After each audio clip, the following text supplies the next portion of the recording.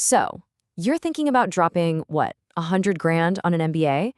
Yeah, hold that thought.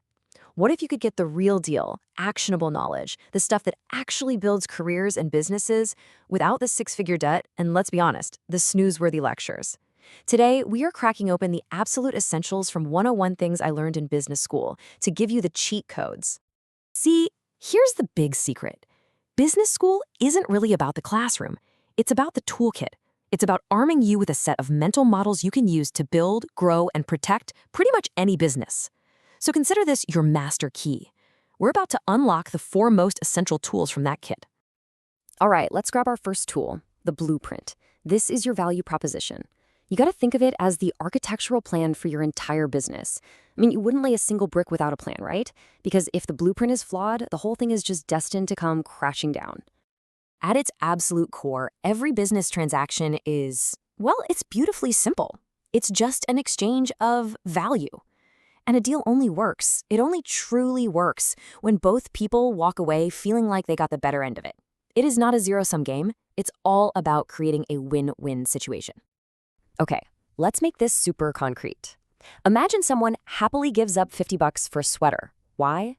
Because to them, that cozy sweater, the warmth, the style, the confidence, is worth more than the $50. That's their value. Meanwhile, the seller? They're thrilled to get that $50, which is way more valuable to them than one more sweater sitting on the shelf. That right there, that's the magic. So, here it is, the acid test. It all boils down to this one simple thing. Can you state, right now, what problem you solve and for whom in a single clear sentence? If you hesitate, if you start rambling or throwing out a bunch of buzzwords, you don't have a business. Not yet. You just have an idea. Okay, so a solid blueprint is essential, but you can't build anything without fuel. And that brings us to our second tool, the fuel gauge. This is all about understanding what truly powers a business. And listen, it's not passion, it's not even great ideas, it's cold, hard cash. Now this is one of the most crucial lessons you'll ever get from business school, and it's right here. Profit is an opinion. It's just numbers on a spreadsheet, it's what's on paper. But cash? Oh, cash is a fact. It's what is actually in the bank, ready to pay your bills, ready to pay your team. And this is why that distinction can literally make or break you. The book puts it perfectly.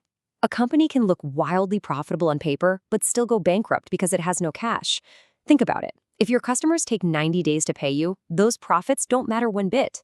You have to remember this. Cash flow is the oxygen. Profit is just the applause.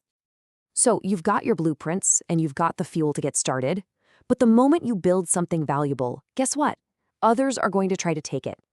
That's where our third tool comes in, the moat. This is all about building a fortress around your business, a competitive advantage that keeps the invaders out. And building that moat, it all starts by answering this one brutally honest question. In a world that is just drowning in choices, why on earth should anyone buy from you? What makes you the obvious, undeniable choice?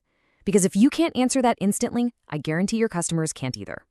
Your answer to that question is your moat. It's your unique, defensible advantage. And this isn't about being, 10% better.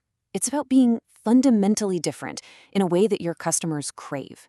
That difference is what lets you charge what you're worth, earn that fierce loyalty, and, well, finally sleep at night. And that moat can be all sorts of things. It could be an iconic brand that people just trust, like Apple.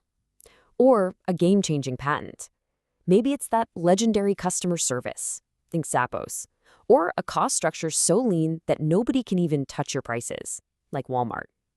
The trick isn't to be good at everything. It's to pick your 1 or 2 defenses and just build them deep and wide. Okay, last tool. A fortress is pretty useless if there's nobody inside, right? So our fourth and final tool is all about getting customers through the gate. This one clarifies one of the most confused areas in all of business, marketing versus sales.